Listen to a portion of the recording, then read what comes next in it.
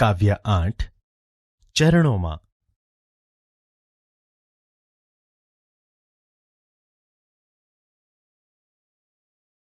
બાળદોસ્તો, હવે આપણે કવિના જીવન વિશે પરિચય મેળવીએ. બાળદોસ્તો, ચરણોમાં એ કાવ્ય ઉઘડતી પ્રભાત વેળાના કુદરતી વાતાવરણનું અસરકારક રીતે નિરૂપણ કરતું સુંદર મજાનું ઉર્મી ગીત છે, જેના કવિ છે શ્રી યોસેફ મેકવાન.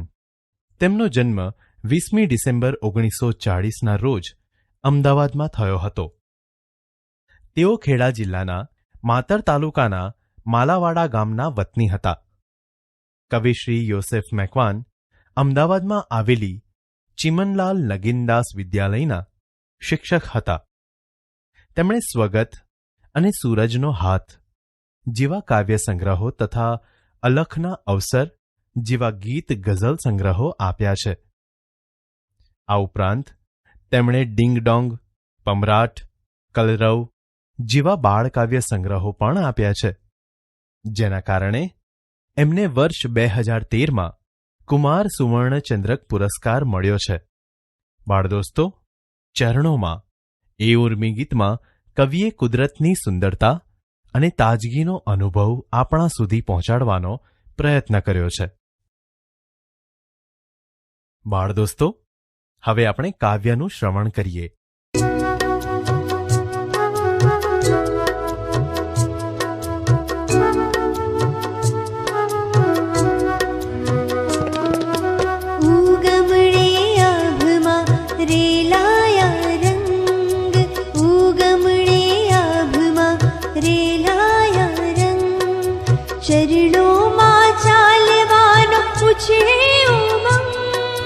ચરણોમાં ચાલવાનો પૂછે ઉમંગ, ઉગમણે આભમાં રેલાયા રંગ, ઉગમણે આભમાં રેલાયા રંગ. ચરણોમાં ચાલવાનો પૂછે ઉમંગ, ચરણોમાં ચાલવાનો પૂછે